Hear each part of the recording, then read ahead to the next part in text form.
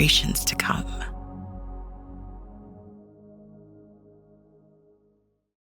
Welcome to another edition of the TDN Writers Room Podcast, a pre-Preakness edition, as a matter of fact. My name is Bill Finley, and I'm a contributor for the Thoroughbred Daily News and also the co-host of Down the Stretch Radio Show with Dave Johnson on Sirius XM Radio.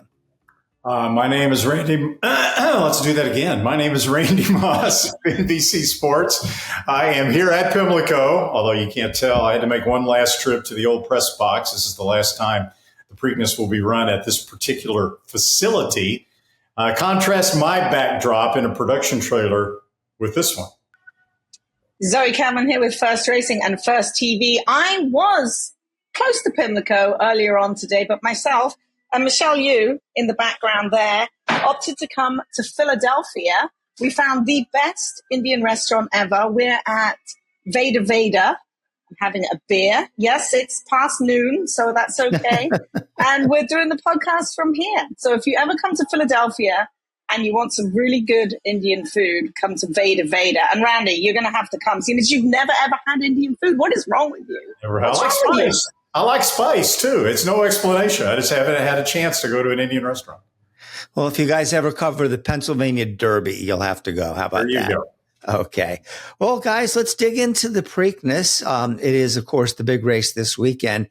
Thought what we would do is why don't we take half the field now? We'll discuss it horse for horse, take a little break and come back and do the second half of the field. So it to me, I mean, obviously journalism is going to be the huge favorite and should be for all the reasons that make sense, especially the buyer figures. So let's start off with number one, goal oriented. Bob Baffert is a trainer. Flavien Prat will ride. You know, it is a Baffert horse. He's got good form, 2 for 2, but to step up from a non-winners of one allowance race into the Preakness, even a Preakness that doesn't have that strong a field, probably pretty tough thing to do. But because it's Baffert, because it's Flavien Prat, because the race came up kind of light, I wouldn't throw him out, and I wouldn't be shocked if he won. Yeah. So Rodriguez was obviously the first choice of the Baffert stable to run in the Preakness, but he either clearly is not completely over the foot issue that kept him out of the Kentucky Derby, or they felt that the veterinarians might frown upon that. So they are not running Rodriguez, and in his place is goal oriented. I share your opinion, Bill. I mean, if it were anyone but Bob Baffert, it would be a very tough take to like goal oriented, but he has looked good in both his starts. And even though he's coming back in 2 weeks, he's 6-1, and I think at least he's in with an outside shot. He comes in with the work as well for Bob. I'm not in love with him, and he gets the one hole. He ran very well last time out on the slop at Churchill Downs. He's out of Busy Caroline. She was all turf, and if you look through his pedigree, all of his siblings have run on the turf. The only ones of the 7 that broke their maidens did it for maiden claiming, maiden 20, maiden 30, maiden 75, and the majority of them were turf.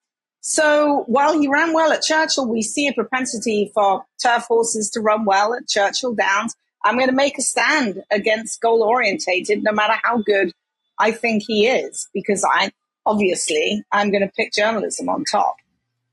Well, I was going to say, I'd be surprised if anybody took a stand against journalism. This is just handicapping 101. I mean, whatever type of handicapper you are, you have to like this horse and have to put him on top, unless you just absolutely, have no, or a complete aversion to betting on favorites. Ran a winning race in the Kentucky Derby, just got beat that day on the fair and square by Sovereignty. Before that, San Felipe, Santa Anita Derby.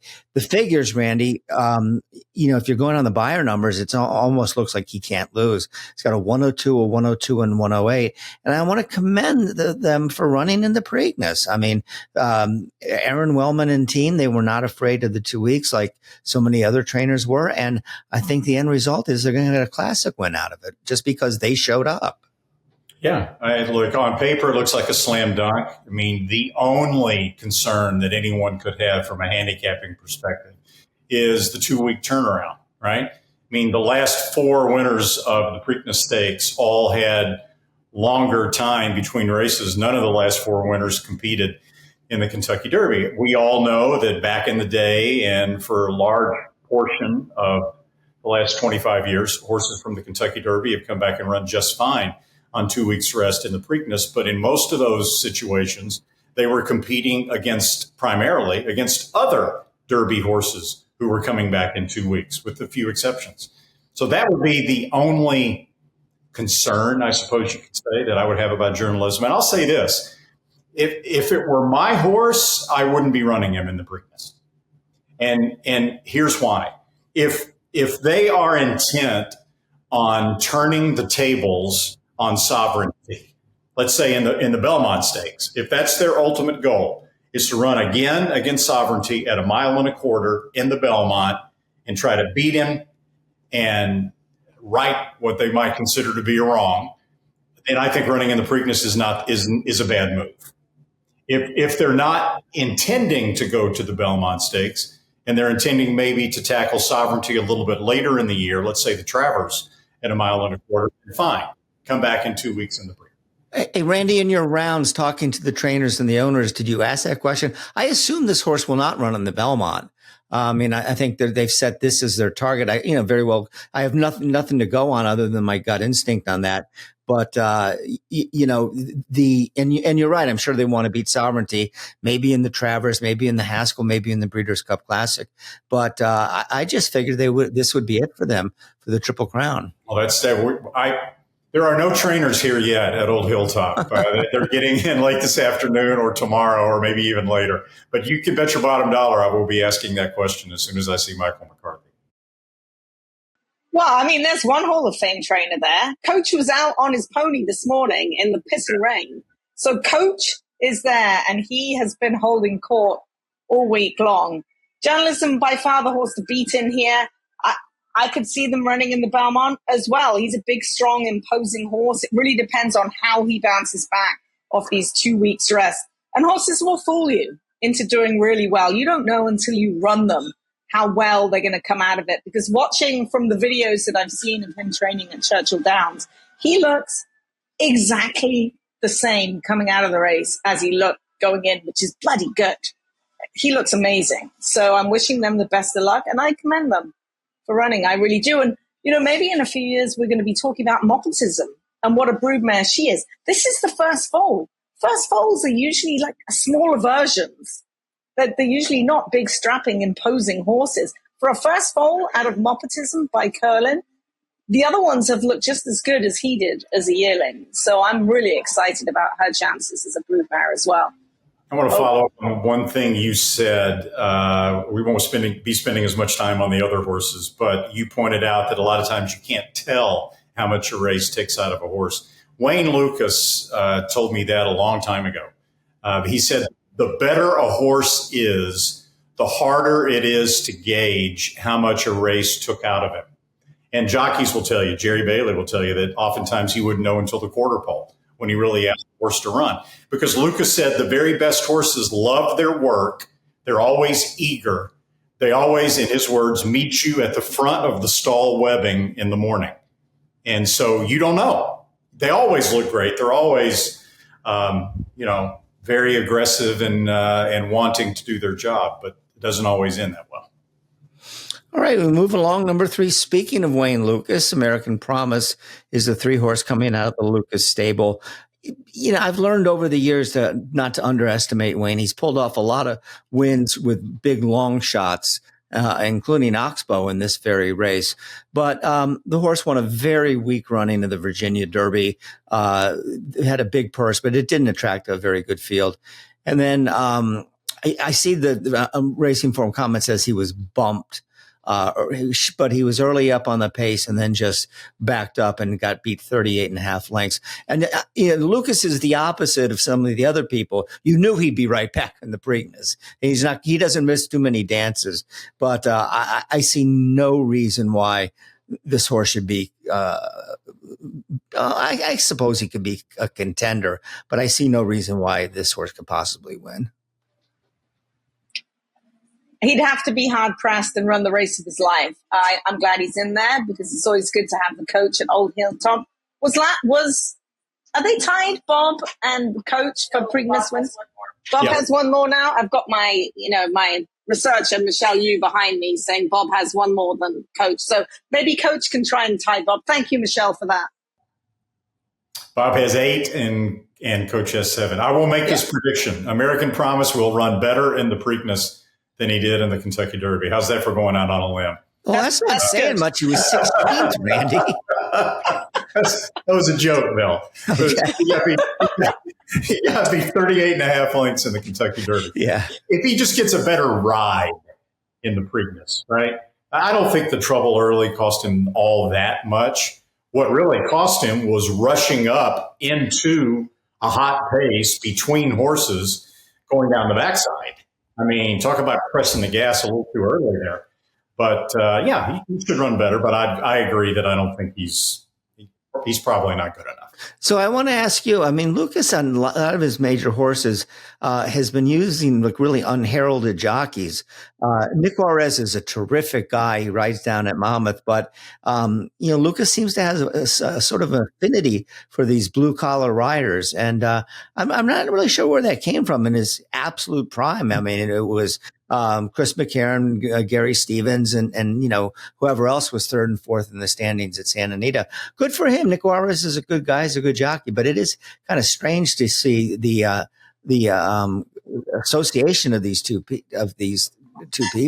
Well, you literally just answered your own question there, Bill, when you said Gary Stevens, because Gary Stevens has the book for Nick Juarez, and usually we've heard Coach say he only dates his jockeys. He doesn't marry them. Usually Nick would probably be off this horse, off a ride like that. But him and Gary Stevens are pretty tight, and he's keeping Nick on because, yes, he does. It's usually just a one-night stand for dear old D-Wayne. Right. All right. Well, that's a good explanation.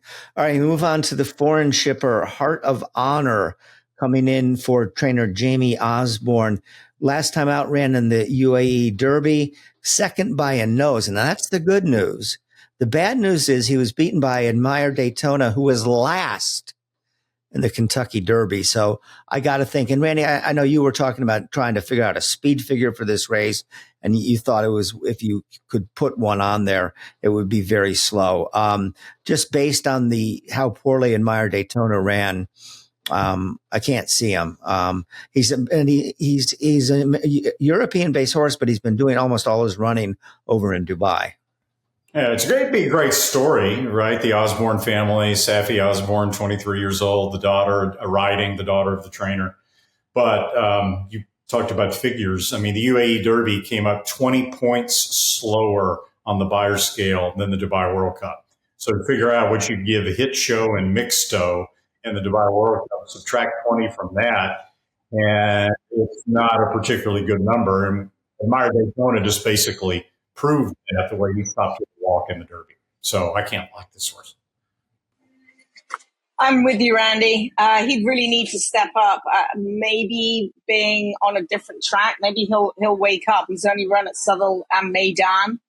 I'd like to have seen some better form coming in, but I'm not sure. He's never been worse than second.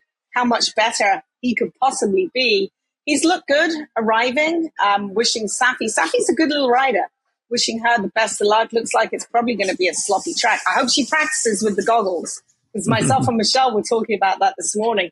She won't have ridden in the mud before. Where would she have ever possibly ridden in the mud? She's going to have 6 pairs of goggles on. She better be clear or practice pulling one down at a time. Because when I first started, my first day in the mud, I went down the backside and was trying to be cute and pulled one goggle down. I pulled them all down, and I was in the middle of the track turning for home, so I couldn't see a damn thing. So she's going to need to practice that. Did you admit to the trainer after the race what had happened? Oh, yeah, for sure. They're like, where are you going?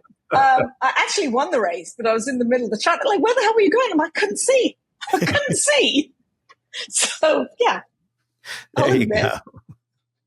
All right, let's move on to Pay Billy. Other than a great name for a horse, you get this type of horse every single year in the Preakness, the one who wins the Maryland Preps. He's won the last 2, the Federico Tessio and the Private Terms. Federico Tessio is a win-in-your-in race for the Preakness. The local Mid-Atlantic guy, Michael Gorham, stabled. This horse has been working out at Delaware Park. but before that he was based at Laurel. But, he's been running against a completely different set of horses that, are not nearly up to par with the journalisms of the world. So, yeah, I wouldn't put him on any kind of tickets. I just think it's much too much to ask. Yeah, I agree. One of the owners has a relative or a friend or associate or whatever named Billy who loves to play poker. And every time Billy takes the pot, he says, "Pay Billy." I love that. That's where the horse's name comes from. But I think he's over his head as well. I love that. He's a local horse running here. He's proven at 1.1 miles. He'll get the distance, that's for sure. He's by Improbable. He won going 1.25 miles. Michael Gorham, a local trainer, wins an awful lot of races. So wishing the Connections the best of luck. And they're going to try and keep his face clean, I would imagine.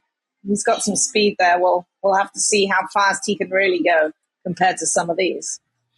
All right, so that's 5 of the first of the 9 horses in the Preakness. We'll have the other 4 for you right after these messages.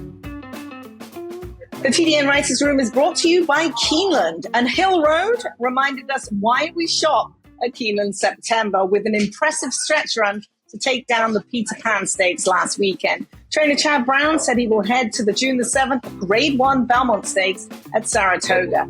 This year's Keeneland sale takes place from September the 8th through the 20th. Make plans to attend. It all comes down to this. Good afternoon, ladies and gentlemen. The moment that defines the year, when the world's most influential buyers gather, and every decision, every bid, every opportunity shapes the future. At a marketplace that brings the thoroughbred world together, and where futures are forged, because every moment matters. At the World's Yearling Sale, Keeneland, September. This week's Fastest Horse of the Week brought to you by Heartland, one of the fast sires of Windstar Farm. 1 career start for Heartland and 1 fast win. A 5.5 furlong maiden special, 1:03.20, faster than any maiden race at Del Mar or at Saratoga that year. And Heartland has the pedigree to match. He's the son of Justify and is a half-brother to champion 2-year-old and Grade 1 sire Classic Empire. Over at Windstar, Heartland's fee is $10,000, and interested breeders should call now for special late season incentives. Now, the Fastest Horse of the Week ran Saturday at Aqueduct in the Man o' War Stakes at 1 3/8. Another win for Farbridge, his 4th victory in his last 5 starts. He wins the Man o' War by length over Anglophile. Farbridge, owned by the LSU Stables, trained by Christophe Clement. Farbridge now has 8 wins from 16 lifetime starts. Career earnings now over $2 million. Buyer speed figure 99 for Farbridge in the Man o' War, our fastest horse of the week.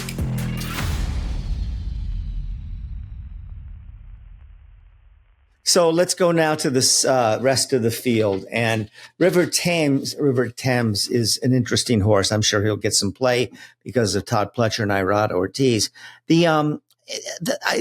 Trying to figure out though what Pletcher was thinking. He covets the Kentucky Derby. The horse had the points to get in, and he said he needs a little more time. And then they decided to go to the Preakness. Todd Pletcher hates the Preakness. He's only running it 10 times, and he's 0 for 10 in the Preakness.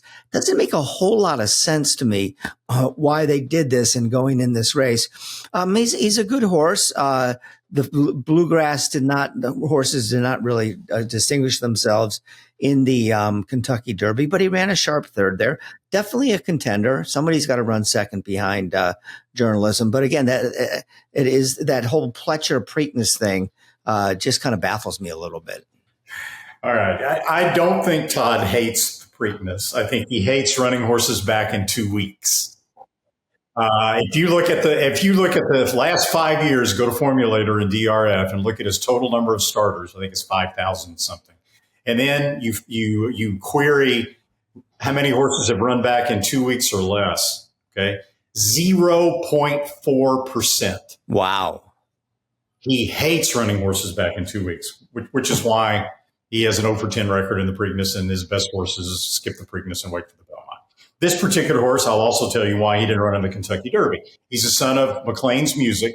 He has a sprint pedigree. He has trained and raced so far as if he is capable of outrunning that pedigree in terms of distance. But the ownership, and maybe Todd as well, felt like the 1.25 miles, a stiffly paced 1.25 miles of the Kentucky Derby might be a little bit too much for him from a pedigree perspective. So they decided to skip the Derby and wait for the Preakness. Are we really buying that? The Derby's the Derby. Come on, Randy. Are we really going to drink that Kool-Aid? Because I'm not drinking it. All right. So what's your opinion? There must have been another reason. That's all I'm saying. And here he is. So you have to like him.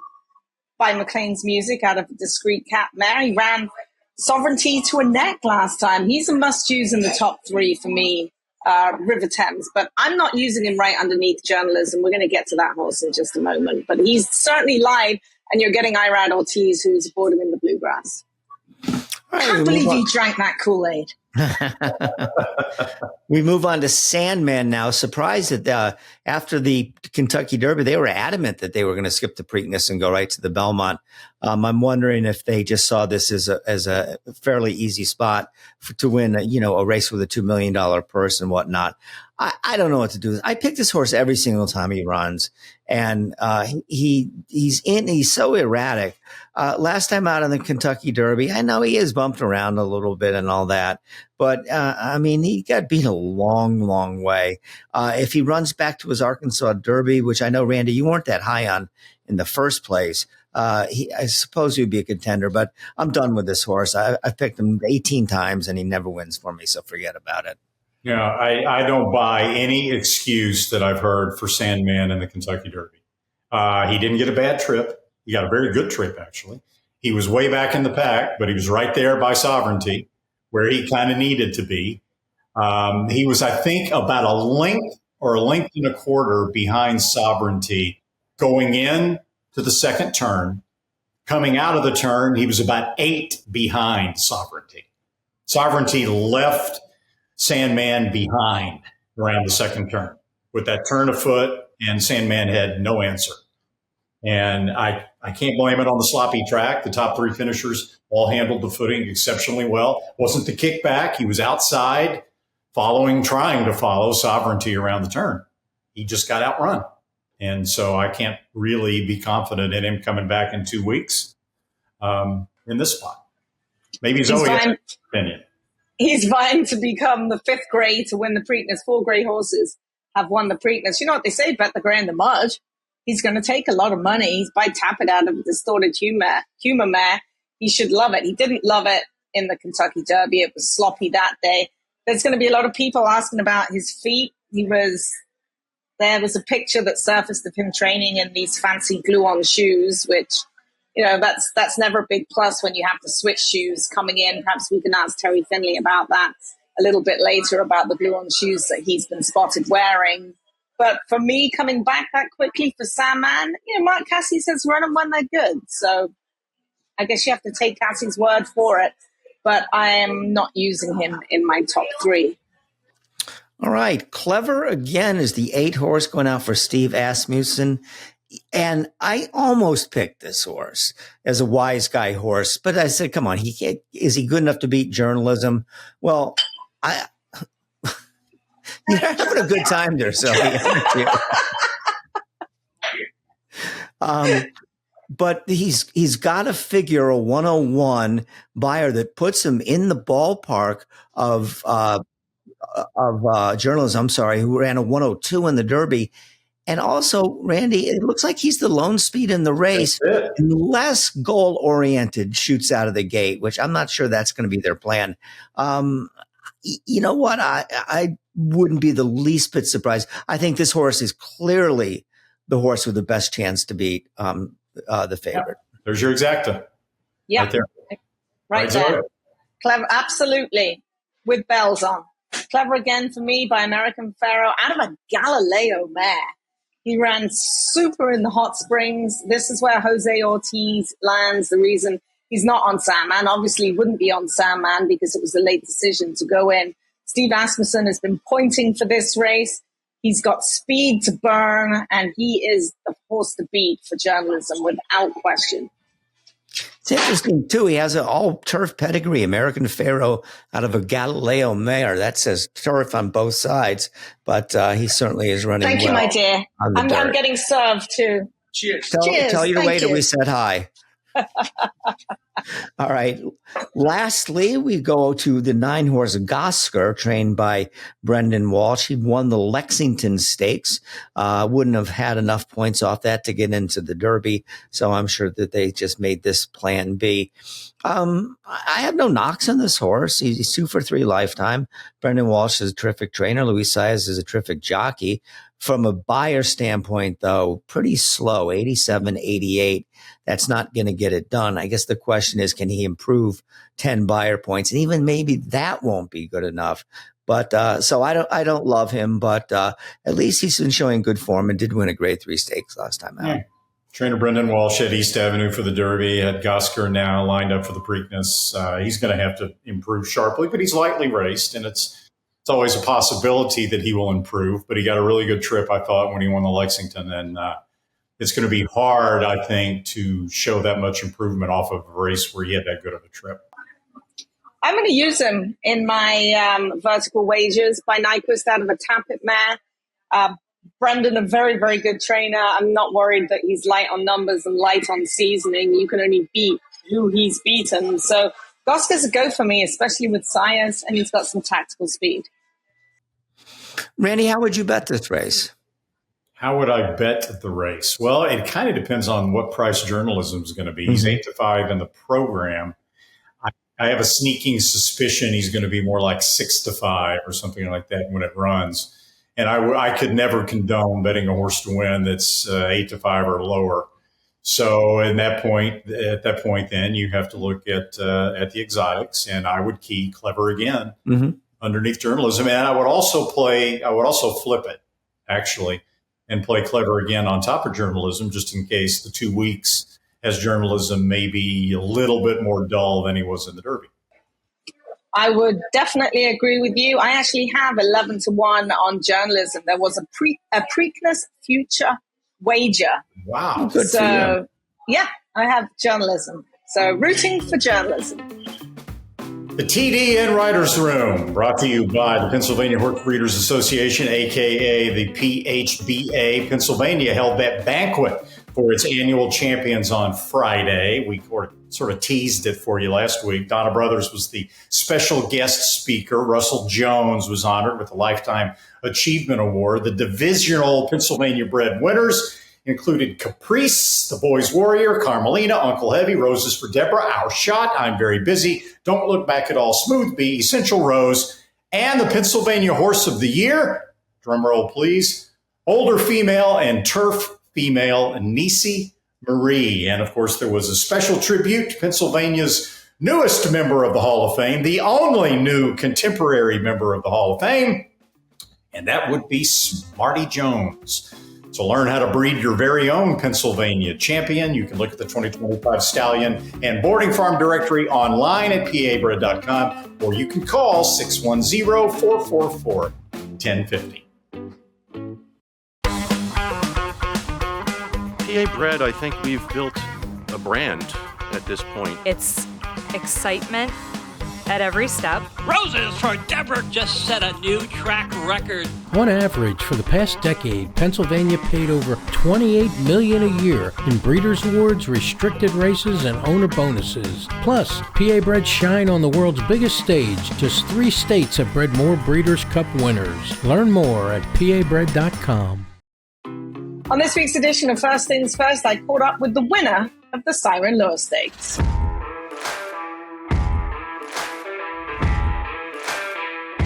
Back-to-back wins in the Siren Lure for trainer Librado Barocio. Last year with the Chestnut and this year with this cool dude, Lovesick Blues. He picks up his first stakes win today. Oh, wow. You know what? I knew he was, getting better and better. He came off that layoff and he ran a great race. And then last time he ran a great race, some good horses. And this time I had some confidence today. I don't know. I don't want to sound braggadocious, but I felt good about him today. And I told my friends, and I just want to thank the good Lord above and Nick Alexander for just being such a great breeder and allowing me to buy this horse from him. Just thankful. Well, he really is a cool dude. Can you tell us some of his idiosyncrasies? Because he just seems to just strut around like a dude. Yeah, you know what? He's a little tough to handle if you don't know him. But he knows he's the best horse, and he struts like that. And he shows the way he looked today. He's dappled out. I had a feeling like, oh, he's doing too good right now. He's acting like he's going to run a big one. And Giovanni Franco gave him a great ride. Wow. I got a little nervous when the favorite, Fran was out there. I said, oh. And then Giovanni was just impatient. And then when he showed her home, I knew he was going to close. So I was confident, praying hard, and it happened. Lovesick Blues takes the Siren Law. Well done. Thank you very much.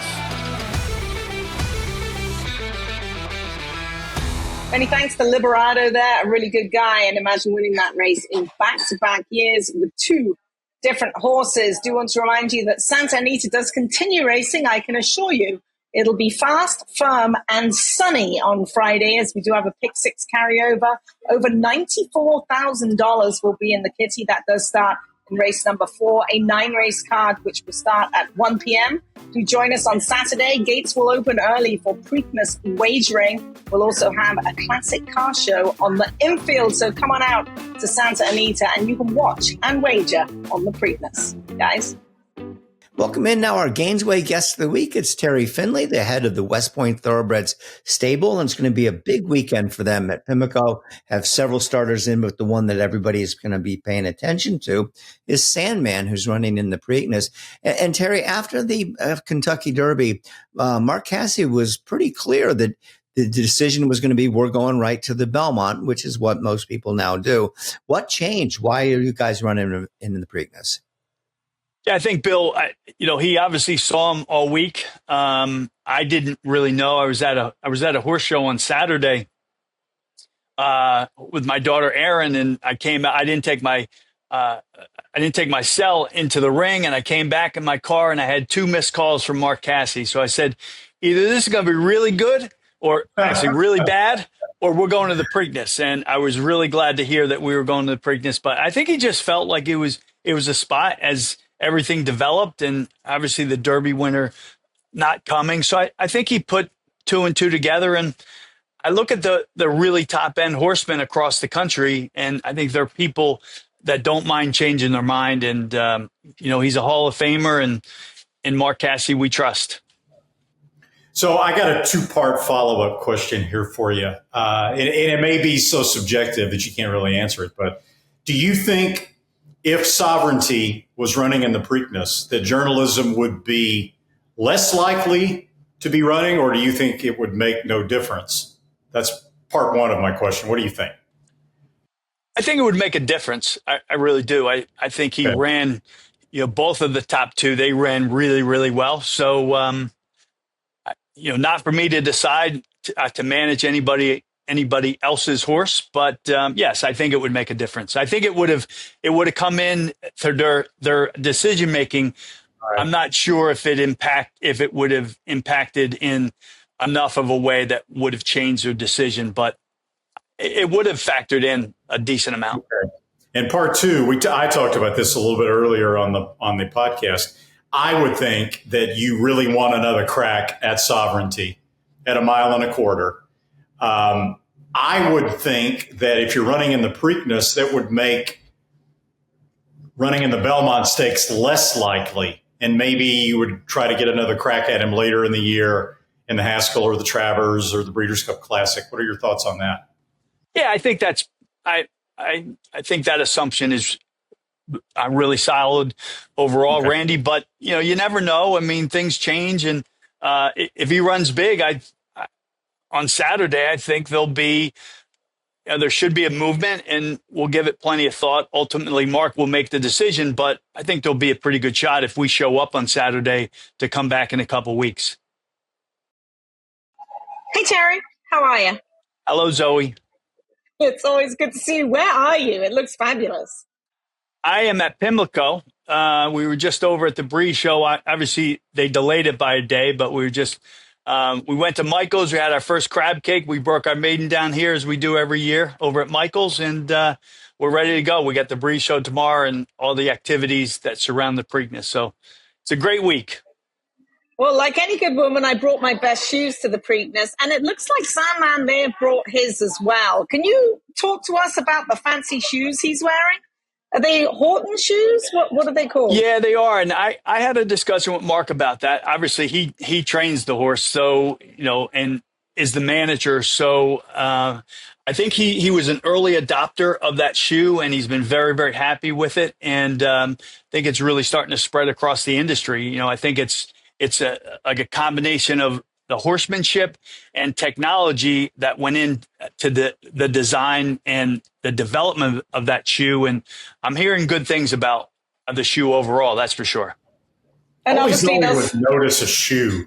What is it about the shoe that caught your attention? It's a glue-on shoe. So it's a glue-on shoe with good pads. So comfortable shoes, which obviously they'll switch out for the Preakness into whatever shoes he needs to run in, depending on what kind of track we're going to get, correct? Yes, and I think the other thing is when you see a horse with those shoes on, it's obvious, right? Because they're not just underneath; they kind of come up to the side. So it's one that you're going to notice in a heartbeat when you just look at their feet, Randy. So kind of like Zoe's shoes. Okay, Flash Jordans. Okay, I'm in wellies right now. Terry, one of the stories this year in the Triple Crown, as it has been in last many years, is the defection of the Derby winner. Thank goodness for you in journalism coming in. I think that adds some mojo to the race. But, we have a Triple Crown series now where it's just not anything like it was 20 years ago. And Randy and I think Zoe are all on the same page that we need to space these races out further. What's your opinion on that? I've evolved, which I think, we all try to be smart about things like this. And I try to stay away from people that are absolutely against evolving in their thoughts and their outlooks. And I've evolved here. I really didn't think it was the right thing to do, but looking at the last couple of years and knowing that if we went to the beginning of June, Bill, and the beginning of July, if that can be done. I'd love to hear from Naira in particular, but it would only add a couple weeks, right? Instead of it being a 5-week series, it would be an 8-week series, and I don't think that puts us in a position where we lose all. I think obviously it would take a change, and we need people and the public that follows our game to adapt to that change of schedule. But understand and acknowledge that there are very valid reasons on really both sides of the question. But ultimately, it's time for our game to change, and we know that we don't run our horses as much, and we know that if we don't change, I think this will happen again and again and again. And when you have something happen that you don't like, but isn't really great for the game. I think we as people who are in the game and that have a voice, we need to step up as a group and say this should be changed and we need to go into another direction. So I know it's not a black and white issue, but if I had total autonomy to do what I wanted, I would change. But as I said, that's evolved over the last couple of years. So I'm clearly not where Zoe is, and this is only coffee, but I'll drink to that, Terry. I will drink to that. Thank you very much. I want to talk to you about Griffin Johnson. When we were watching the Derby and doing the Derby, everybody was, having the Derby parties or whatever. It was clear that Sandman was getting a whole lot of love at the betting windows, right? Yep. He deserved to. He won the Arkansas Derby, but even more so than Sovereignty and some of the other horses that also figured to get some support. And then my daughter, I've got a 22-year-old daughter, Hallie, who's like most 22-year-olds, real big into social media, TikTok and Instagram. And she's like, Dad, it's Griffin Johnson. It's social media. It's been exploding the last couple of years at the Kentucky Derby, and influencers are going there and everything. What was the experience like with Griffin, who we had on the podcast, and I think he's just an outstanding young man? Yeah. Well, he was a powerful force overall, Randy. I think we all saw it. And, you can't really have somebody parachute in the week of the Derby and throw some things up on social media and expect that storm that we had over the last couple of weeks. You have to have somebody who's really dedicated, who's into the process and has been there for a sustained period of time. So I think about Griffin. He joined the ownership group last spring after we bought this colt at the OBS sale, and he's been really involved at every step of the way. And I think about the times where we didn't run well, and he was still upbeat, and he still wanted to learn and kind of explore, the fields and the races and the strategy and the rides and everything else. So I think very quickly I saw this influencer was really different from the others that I've experienced and that I was aware of. So, look, I've said it to a couple people. There's a reason why he's come into our industry. I think it's providence, but our job now is to take advantage of it, right? He wants to stay. Yes. We're going to get him another horse. I mean, he's forced me to give him another horse, which is fine. And gosh, he's so motivated. And I think today he said something to me. We're at lunch over at Michael's, and he said, influencers, they can make a big difference, and they have, right? But he said, this is the first time I've been in a situation and I've been affiliated with an industry that I've really, really been passionate about. And if you think about that, it's one thing, right, to promote a juice can that's in the 7-Eleven, in the freezer or the refrigerator. It's another to be immersed into an exciting world like thoroughbred racing. And I think he's captivated. And I think that authenticity, right, has really converted a lot of his followers into people who are going to take a look at our game in the months and the years going forward. So he's a difference maker. I'll say that. Well, I'm sold. Is he really as nice as he seems? Because I've drunk the Kool-Aid. He's easy on the eyes. He seems like a great guy. Yes, he's easy on the eyes, Randy. He's a good-looking kid. I'm way too old for him. I agree with you, Zoe. I agree with you. He's a very handsome young man. And it seems like he absolutely loves horses. All the stuff he did with Sandman, who I'm sure is going to bite him one of these days. I love the ice bucket challenge. Sitting in the ice bucket for 20 minutes. I mean, hey, I applaud. Like, that was amazing. But it's just been so much fun to watch, even as an insider. It seems like he is just completely genuine and well immersed, and he knows horses. He can ride a horse, for God's sake, right? Yeah. I think one of the things he's teaching us for people who want to learn is he's teaching us about we need to tell our stories better. I'm saying as an industry, right? I think about trainers in particular. You know, we know the plight of the modern day trainer is a lot more difficult than it probably was 20 years ago.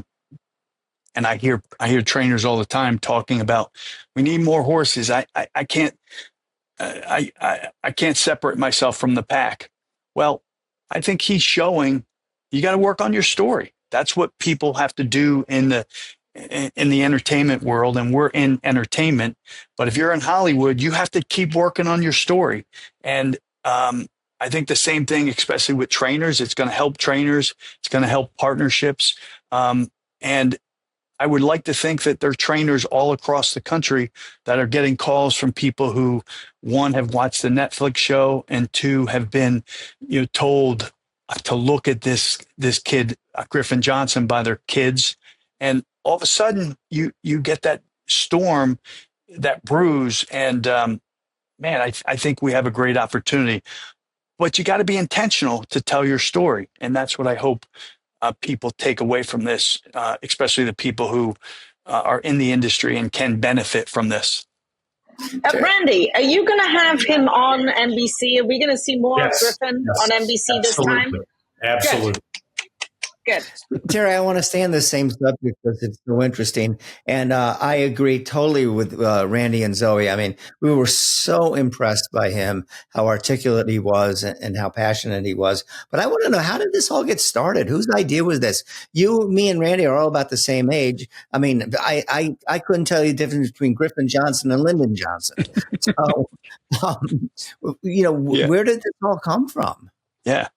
Well, I have to give all the credit to my daughter-in-law, Allie Finley, who was friend of a friend of Griffin Johnson. So last year, ABR, a subsidiary of the Jockey Club that's been working on this project, a stake in stardom for like the last 3 years, we were looking for a new crop of influencers, and one thing led to another, and we made contact. The people, the executives at ABR, they made contact with Griffin, and I think they saw very quickly that he could be a very, very good fit. I don't think they ever envisioned the progress that we've made as an industry with Griffin, but that's really how it started. So a couple weeks after we bought Sandman, the company, West Point, stepped up, as well as some other partnerships. So we're not the only one that's involved with the stake in stardom, but I know this is for another day and another discussion, but when people talk about a national marketing initiative, I've always said, well, what does that look like? And I basically changed my outlook. And I see this digital component of our industry is where it's at. That's the only way we can be really efficient. If you think about Griffin Johnson, he did a deal with Twin Spires. So 17 million people got posts that had a link to Twin Spires, and they could sign up, use a coupon that said Sandman 20, and they got $5 back from their first $20.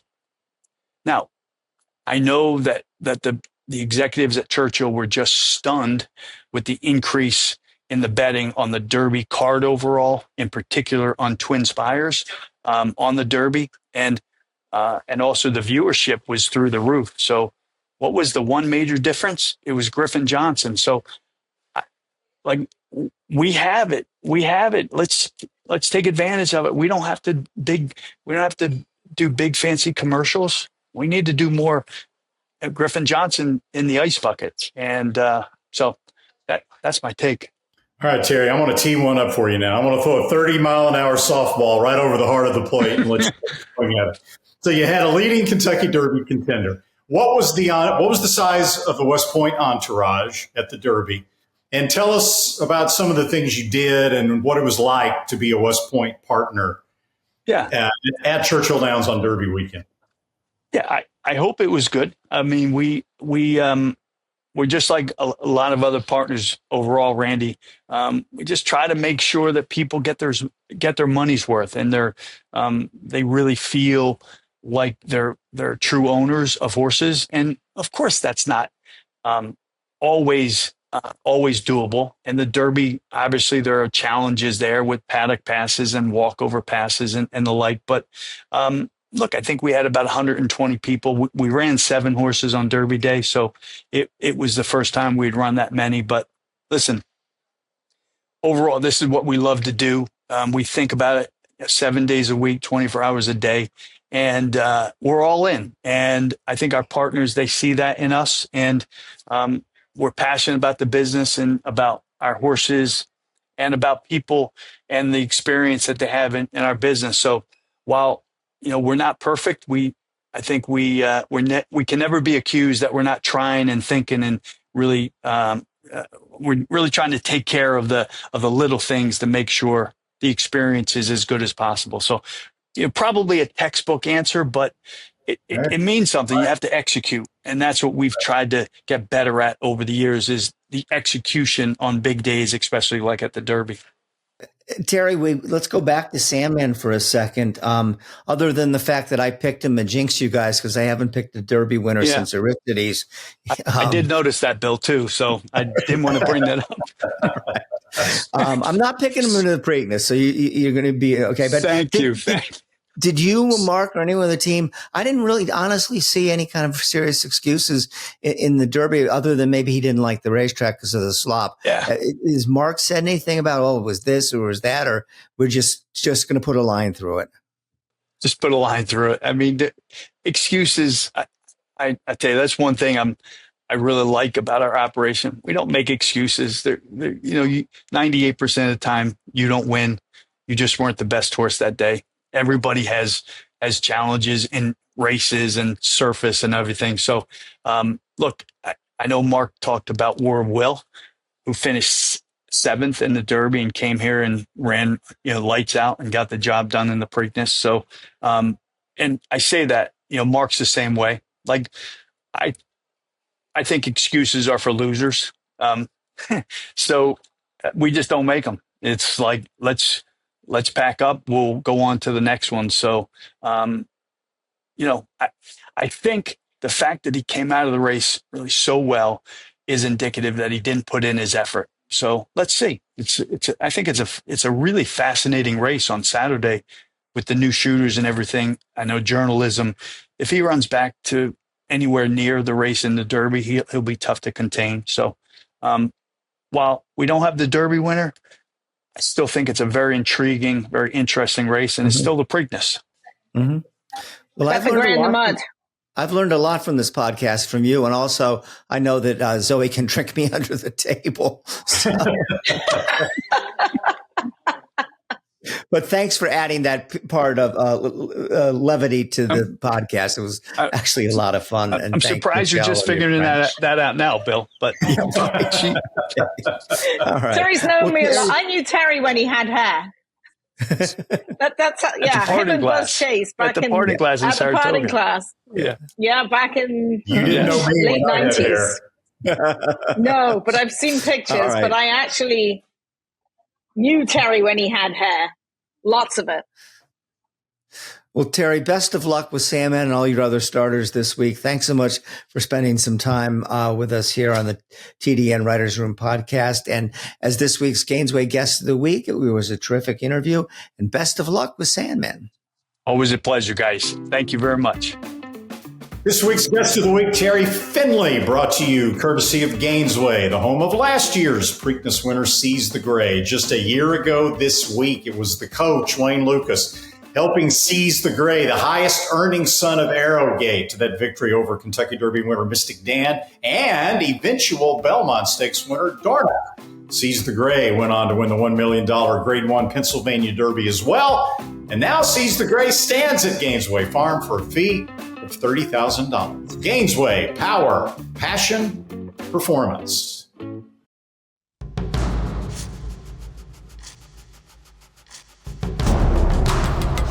Seize the Gray wins convincingly. Seize the Gray. He's going to seize the day in the Pennsylvania Derby. Seize the Gray is still there. Seize the Gray wins the Preakness.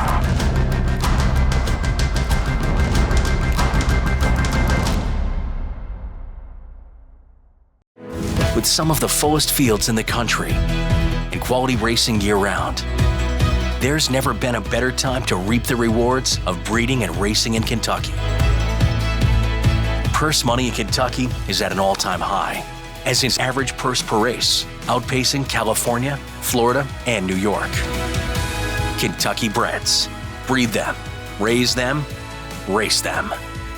We all win. Well, how's this for a classic trifecta? On Friday, you've got Good Cheer winning the Kentucky Oaks. On Saturday, of course, you've got Sovereignty winning the Kentucky Derby. And also earlier Saturday, across the pond, you've got Ruling Court winning the 2000 Guineas Market. They all three have in common? Well, a couple of things. First and foremost, all bred in the state of Kentucky, where classic winners are born and raised. And secondly, all three, of course, raced for Godolphin. So Sheikh Mohammed has clearly paid attention to the slogan, Kentucky breds, breed them, raise them, race them. We all win. So one of the biggest stories coming out of the Kentucky Derby was the Junior Alvarado situation where he was fined now $62,000 for overuse of the whip. You can only strike the horse 6 times. You go over that, you get a penalty. And because the purse was so big, that's why the penalty was so huge. It's 20% of what his earnings were. I haven't mentioned this in a while because people think I'm nuts, and I'm tired of fighting an uphill battle that nobody else seems to care about. I know what the answer to this is: get rid of the whip. You don't, and I'm very eager to hear what Zoe has to say. And I know they're not major racing countries, but Norway and Sweden, they don't have the use of the whip. When they did it at Monmouth, I thought that experiment went off just fine. And I think the perception that we give the public, I mean, we're doing, just to think about the words we were saying. You're saying to your friend, "Oh yeah, we whip the horses in a stretch." Say, what? What do you mean you whip the horses? That's terrible.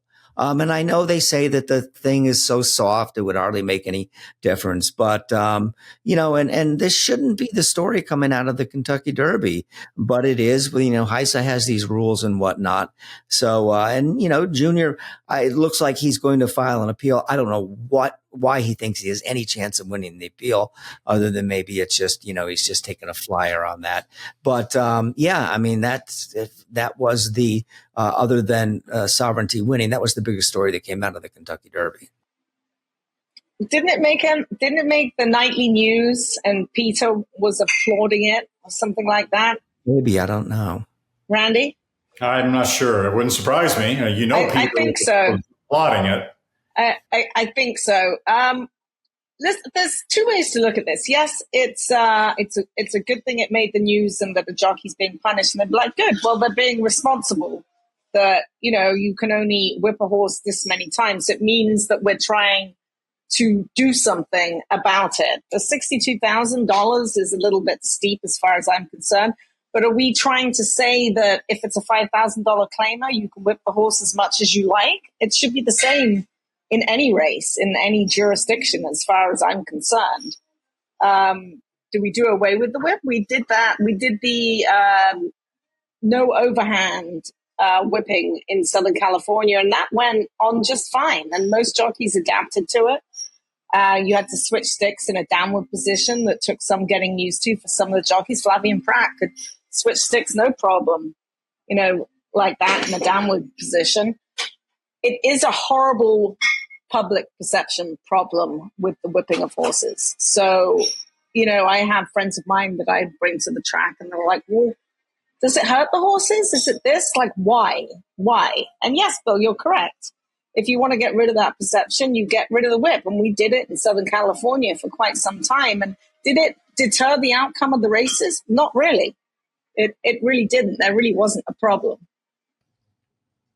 Yeah, I get a kick out of the whole argument about the whip. It doesn't hurt the horses. Really? What horse told you that? Yeah. How do you know it doesn't hurt, right? But I don't have any problem with the fine. My question is just, clearly in today's modern age, in 2025, you have to have whip rules. If you're going to have the whip at all, you've got to have rules on its usage. You've got to have rules on what kind of whip it is. You've got to have rules on how many times a horse can be hit. And if you have rules, you have to enforce those rules.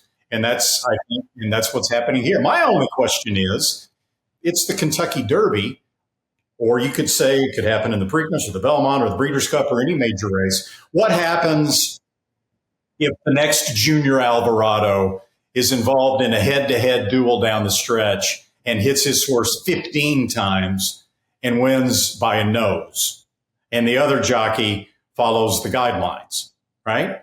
At what point does the deterrence rise to the level of an automatic disqualification? Oh, we meant to look that up, weren't we? Yeah, isn't it 10 strikes and the horses, you're disqualified? If they're going to enforce that, then fine. But do I think it made any difference at all in the way Sovereignty ran? No. I don't. I think a top racehorse like Sovereignty is going to give it 100%, whether they're hit 6 times or 7 times or 5 times. I don't know if Zoe would agree with that or not, but I'm okay with the fine, given that it's a rule.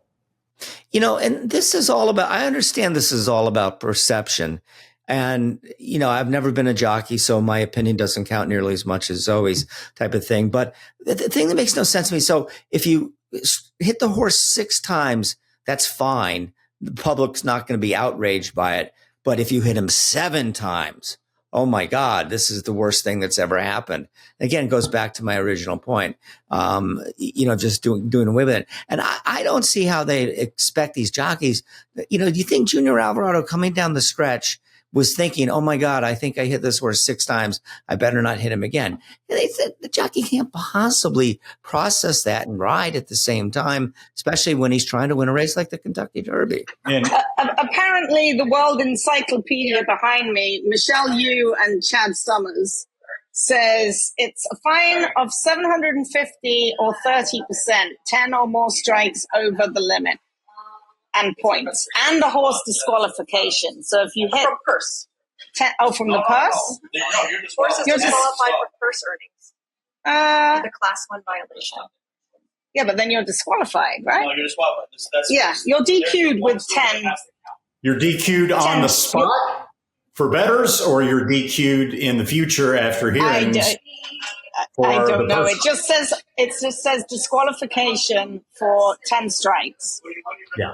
So there you have it. That's from the HISA website.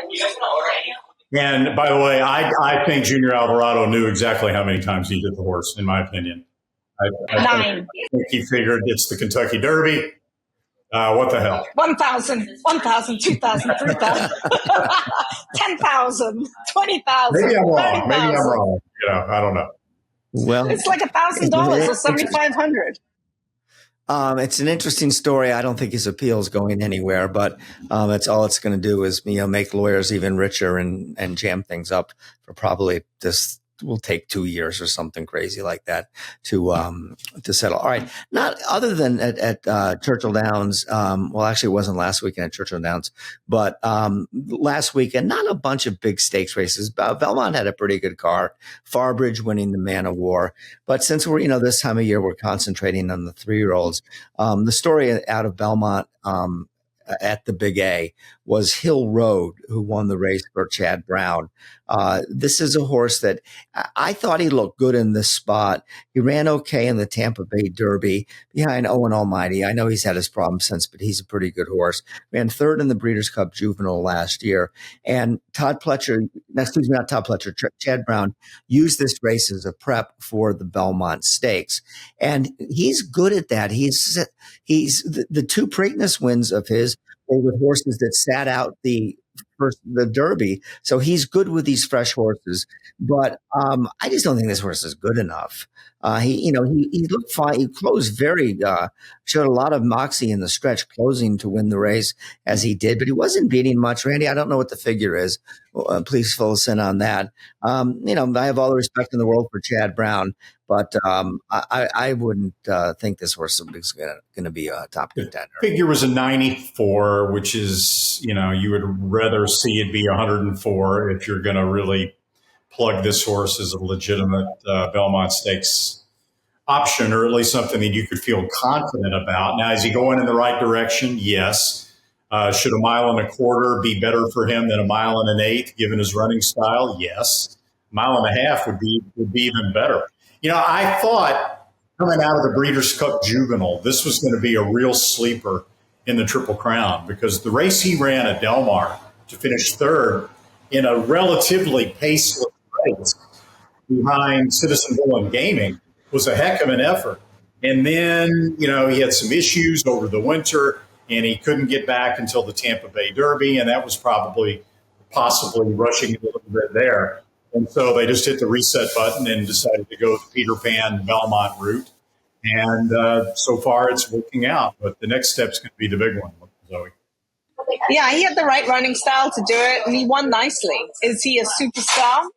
I don't think so, but it's going to really be dependent on who runs in the Belmont Stakes. And we have to keep reminding ourselves it's 1.25 miles and not 1.5 miles. And it's going to be Sovereignty's race to lose without question, because as good as journalism has looked on the track, Sovereignty has looked just as good the last couple of days that I've seen some videos of him. It's, but he's not running. So he'll be very fresh and running out of his same stall he's been in for the last 9 months, pretty much.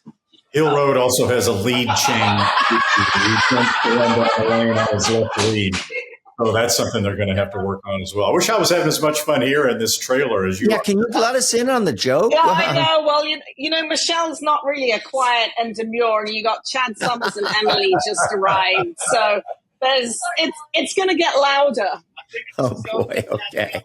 Yeah, Chad thinks it's the only chance he's got to be on the podcast. You need a big horse, Chad, then we'll interview you. I have a heavy horse. You got a heavy horse? Did you stand on the scale with it? We'll just talk about Mind Your Biscuits. That's all. We can do that. Yeah, we'll talk about Mind Your Biscuits. It's now time for the first TV work of the week, and there were several candidates for the Grade 1 Shoemaker Mile working out in preparation for that race on May 26th on Sunday, including Cabo Spirit and Seal Team shown here. They were among 249 horses to record timed workouts on a busy Sunday morning at Santa Anita. Seal Team, seen here on the outside, worked 6 furlongs in company with Eastwick in 1:12 and 3 for trainer Dick Mandela. Seal Team is a 5-year-old horse by Warfront, and he most recently finished second in the Grade 3 Thunder Road at a mile on the turf on February the 1st. He's also one of the best-looking horses that you're going to lay your eyes on. We'll be right back after this message from First TV. Be a smarter better with First TV, the best horses. With thousands of exclusive morning workouts. All at your fingertips and delivered right into your inbox. Everything you need to be informed. Be smart. Bet smart. With First TV. All the thrills. Fraction of the bills. Experience the power of the partnership. Change your life, make new friends, and compete at the highest level of thoroughbred racing. West Point Thoroughbreds, the gold standard in racing partnerships. Visit westpointtb.com.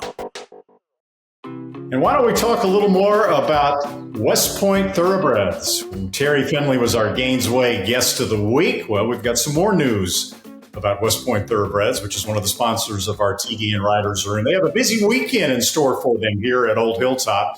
Not just Sandman in the Preakness Stakes, although that's huge. They've got 3 more 3-year-olds running in stakes action. There's Mila Rose running on Friday in the Miss Preakness. She's undefeated. The Miss Preakness is on the Black-Eyed Susan undercard. Then Saturday for the James W. Murphy on the turf, West Point has Reagan's Wit. Love that line, whether you're a Republican or a Democrat. Ronald Reagan had plenty of wit. So Reagan's Wit. And then Keep It Easy running in the Chick Lang for 3-year-old sprinters. That will be on Saturday. West Point, busy weekend here at Pimlico. Well, that's a wrap on this week's TDN Writers Room Podcast, our pre-Preakness show. Hope you enjoyed it. Maybe we gave you a couple tips that'll help you cash some bets on the Preakness. I want to thank my co-hosts, Randy Moss and Zoe Cadman, along with our Gainesway Guest of the Week, Terry Finley, and the people who work behind the scenes, our producers and editors at Sue Finley, Katie Petruniak, Anthony LaRocca, and Aaliyah LaRocca. We'll see you next week. Enjoy the Preakness, everybody.